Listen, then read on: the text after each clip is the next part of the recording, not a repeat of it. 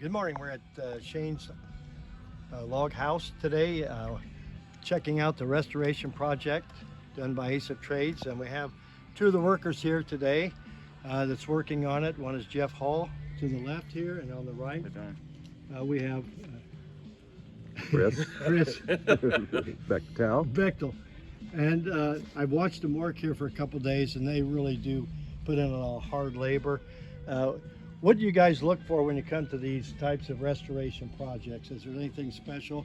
I know, Jeff, you said you took care of the roof.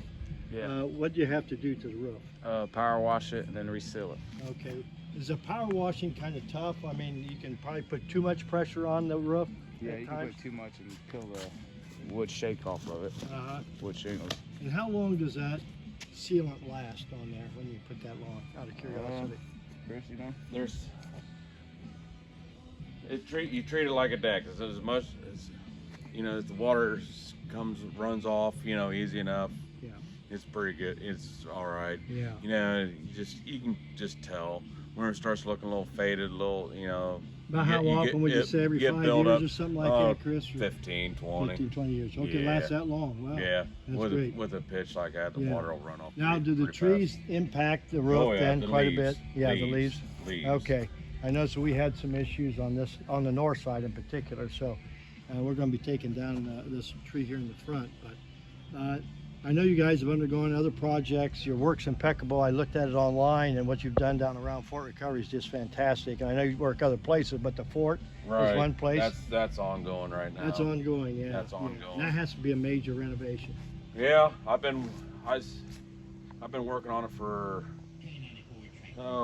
altogether 3 years now. Okay, I had to draw the blueprints. There's no blueprints. I see. Yeah, we need this done. Well, okay, what's the specs? Well, Yeah. there isn't any specs. Yeah, so sure. you just kind of fly by the seat of your pants. Yeah. And I submitted all my prints into the state and the state historical society, and they approved it. And If they've There it is. approved it, then there's no question that Right. what you're doing is the right thing. Right. And probably, is that the way it is to the Opera House too? Is that state approved? Or? That's all. There's some state grants and funding and all that through that project, but I just forgot on who drew the prints up. But that's another. But that is ran through the state, so all inspections and what have you. So it's quite a long process. Yeah. Probably a tedious process, especially when you're the one working on it. Right. Yeah, it makes it kind of difficult. Right. So.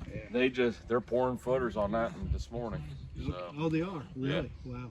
So how long have you been doing this? I've been working for them for 2 years. 2 years. Yeah, yeah. It has to be.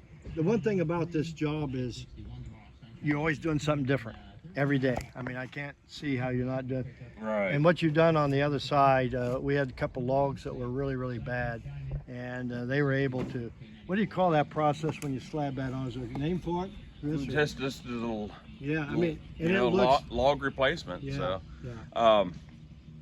the guy there, I used to work for a guy from Fort Recovery that we did this to. There's our couple, like our log home that we've got, and there's a blacksmith shop and what have you around the forest that we did this to. So Well, I'm telling you what. that was a little experience cheat sheet that I took away whenever he retired.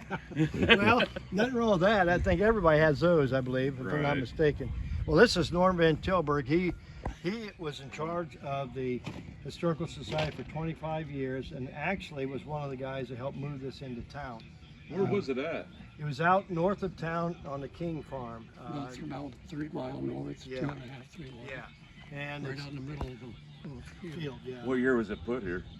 96, I believe. Okay. 96, yeah.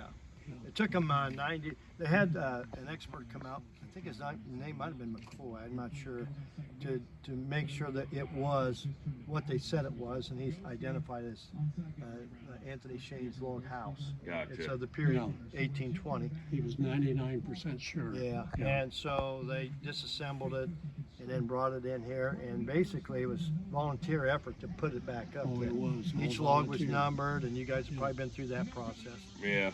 And so, And even the pouring of the concrete and the whole bit yeah, was all volunteer. yeah. Gotcha. So we're very fortunate that we had people that had the initiative to take this down, and it's actually in a beautiful setting here in the park. You know, I mean, you wish your museum was close by. Right. You know, but on the other hand, I think the setting's just a perfect setting. So, Did when you guys moved it here, did you paint the logs then right away, or when was that done? it was just recently done because it was kind of getting rotted, and I think it was Yeah. that's why We sprayed it with some sort of a sealant, I a think. sealer or something. Borax? Did it have borax in it? I'm not sure. And that's probably keep the ants and stuff away. Yeah, borax. Yeah. Yep. When I hear borax, I know that's what they're talking Yep. about. Because that's what the state wants you to use. Yeah, the carpenter ants in particular, Yeah. keeping them out of it. So, well, I don't want to keep you guys away from your job. We appreciate you taking time to talk to us. And Norm, do you have any questions for these two guys? You want help? Yeah. No.